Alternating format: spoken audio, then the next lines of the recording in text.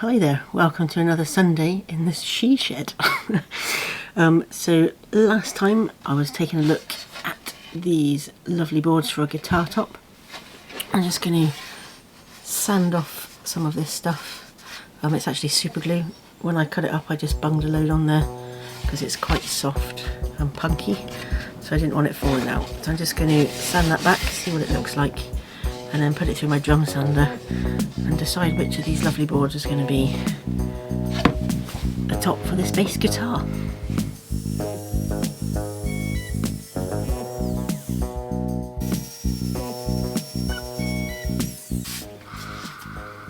So most of that super glue is gone now. We're coming back to the bare wood and the bark inclusion. That's the other side. Cool, so I just wanted to get rid of the worst of that really, so it didn't gunk up the drum sander too much. And these are still pretty flat, actually dead flat. This one is anyway. So from when they came off the bandsaw, so that's really good. They're quite stable. They've been cut quite a long time now. Just check this one out.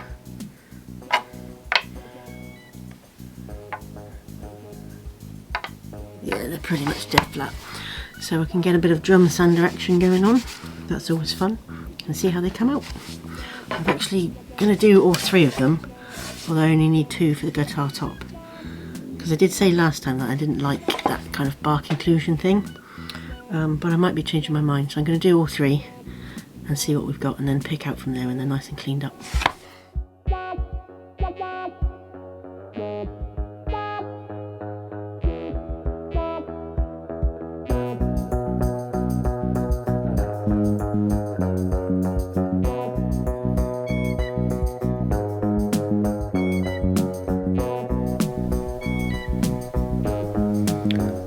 So we've still got quite a bit of sanding to do. They're 10.5mm thick and they need to be about 6 to make the body and the top somewhere around 45mm. But actually I'm quite liking the way it looks with the glue supporting that in there. Oh, decisions. So I think what I'm going to do is leave that for a minute, get myself some more suitable epoxy and fill these in, see what it looks like. Cool, so the other thing I wanted to do today, I've just put that top aside, just while I think about what I want to do with those kind of inclusions and how I want that to look. So the other thing I want to do is just to fix the lid onto this little box I've made. So it's just a finger joint. There. Okay, and I've left them a little bit proud, chamfered them off just so they're sort of a little bit decorative. And I'm going to plug those holes with some little brass pegs that I've made, so that should look good. So yeah, I just want to have a go at fitting these hinges. So these were only really cheap hinges, about £1 from a DIY store. So I just had a quick look to check that the square across the top cut off on these cheaper ones. They're not quite square and each leaf isn't quite the same size. Okay, but I've just put a square on there. And they are pretty good. They're not perfect, but they're good enough for what I want for this. So they look good. So just double check. If it was really off, I would file this back square and parallel with this centerpiece. But it's literally a piece of paper, so I'm not too worried about this. It's just a box for myself to carry some chisels about in. So it'll be fine. But it's always worth checking with these cheaper plated hinges. So I've labelled them on the back. There's B, and obviously that one's A. So I've got corner A here, so I'll leave that one aside a minute. So it's quite important to label them as well, just in case they're not quite the same size. And this one is a fraction longer, so it's good to keep them orientated the same way. So I've had a little look at the layout, and I think about 60mm in from each corner. Looks pretty good. So that's what I'm going to start with.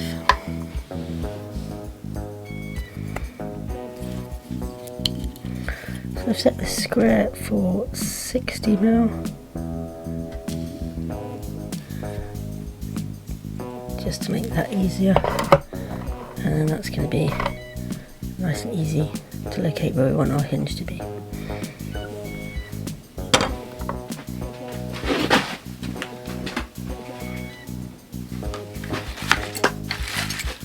So I've got my favourite marking knife. I just check that hasn't moved. Nope.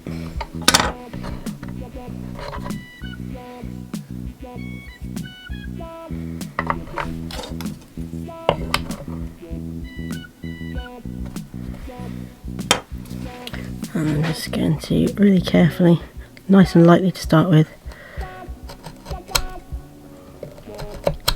scribe that line there. Okay, I'm going to keep it where it is. Can I do it left-handed? Whoops. And same again, so I got the bevel facing out. Ideally it would be facing in so we don't get any bruising, but I'm making a really light mark, so we should get away with it. Okay, and I'm going to do the back as well. So this is going to be going with the grain, so you want to do that first cut really lightly so the knife doesn't wander, and follow that grain.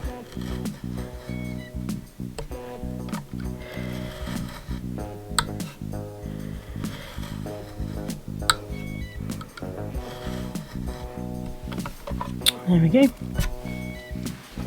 Just going to reinforce that a little bit. Now, so with my knife into the waist area now, I'm just going to deepen those end marks.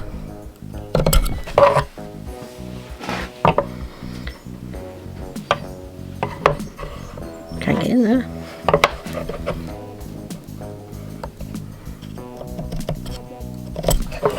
Okay, cool. So the other thing you could do, instead of scribing along the back, is set up a marking gauge for the width that you need it to be. So from the little bump,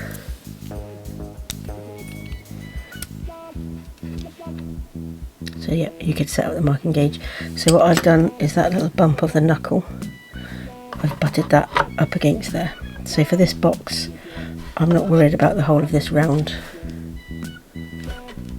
whole of this pin being out the back there. That's what I want. Okay, so I'm going to do the same on the other side. I've still got my square set to that same 60mm. Oh, that's A, we want B, so bring up B, butt that right up against the timber, so that knuckle is right up against the edge of the box. Get that one out of the way, and just very carefully hold it in position and knife around.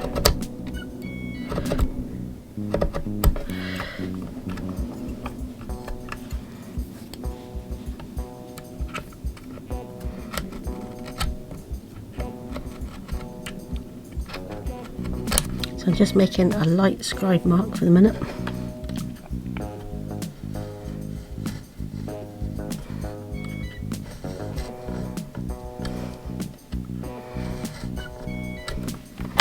Okay, there we go. And I'm going to get my square.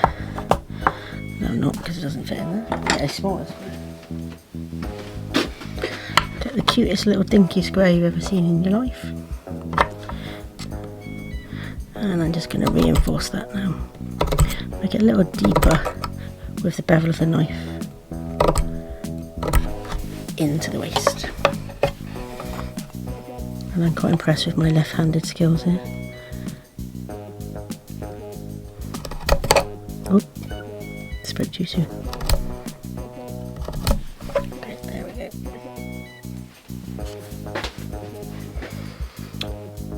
Just put some pencil in there so you can see it a little bit better with a mechanical pencil. And I'm just going to run this along between those lines. In fact, I'm just going to give myself a little guideline here so I know where to stop. Okay, so I'm just going to run this.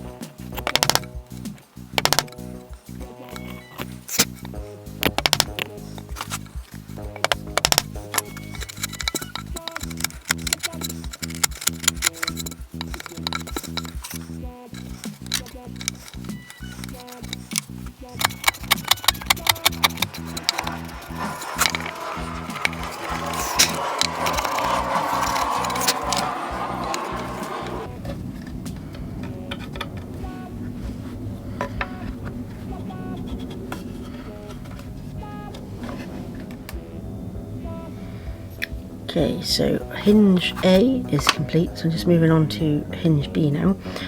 The back wall of the first one gave me a little bit of trouble because this oak grain is going a little bit all over the place and it's difficult to get a nice neat line.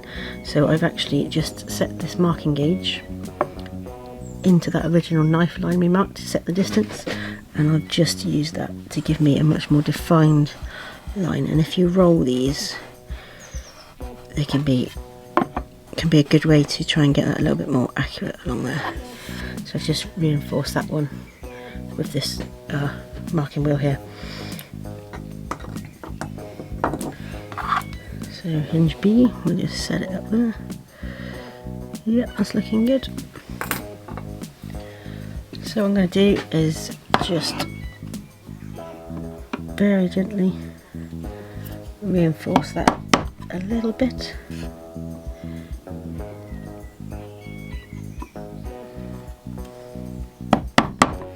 And the same on this side, just very gently. I don't want to push that chisel back, make the hinge loose. So it's just a gentle tap. I'm going to come in at quite a shallow angle and just wiggle in up to that mark and give myself a little V-shaped wall there. So I don't need to touch that again, that should be good. And the same this side. Okay. And as well up to that back scribe line.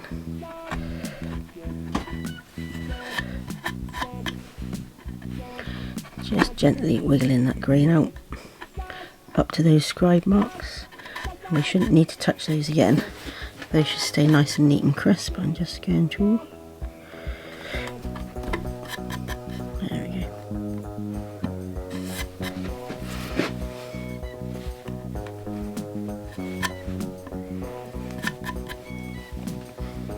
Where's my gauge? Use that to help cut those fibres.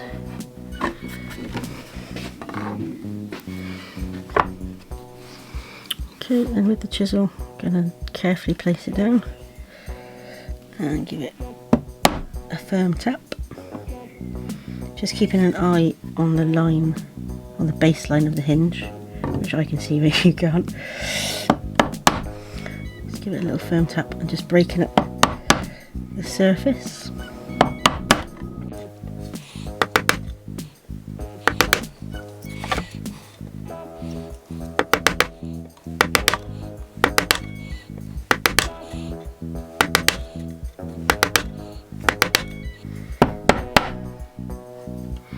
So I'm just going to work my way all the way back to that other line.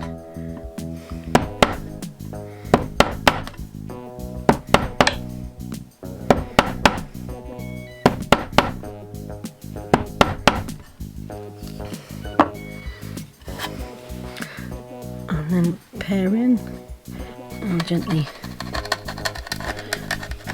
wiggle out these fibres. So pinch right up on your chisel so you can't slip too far. And I'm sort of using my hand here as a bit of a brace or a rest as well. Try and keep it controlled, and with a sharp chisel it should be good.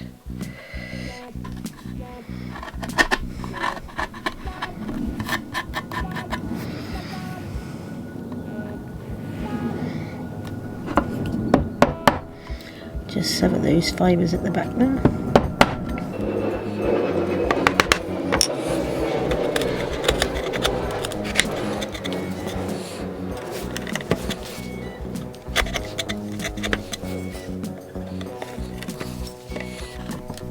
Just gently keep coming in and down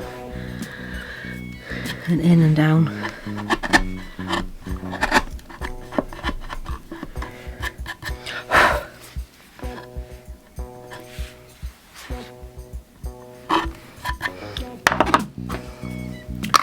B, we want B, B. Okay, so it's not quite going in there yet.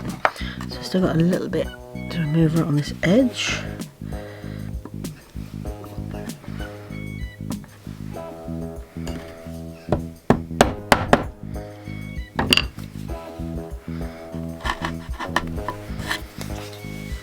See a little bit of fuzz on that edge as well.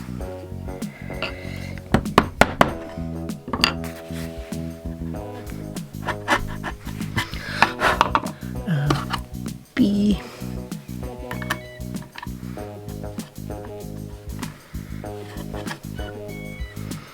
Okay, so we're good for length, I think. Just need to go a little bit deeper. So again, I'm just going to break up that surface as we did before. This side's a little bit high, which is what we thought.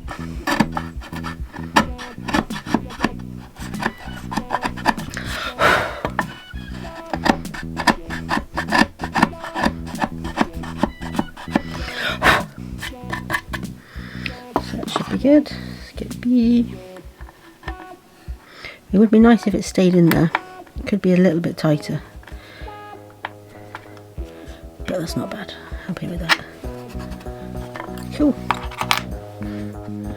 So if you are looking to get that, oh, it's just a fraction, it's only a hair.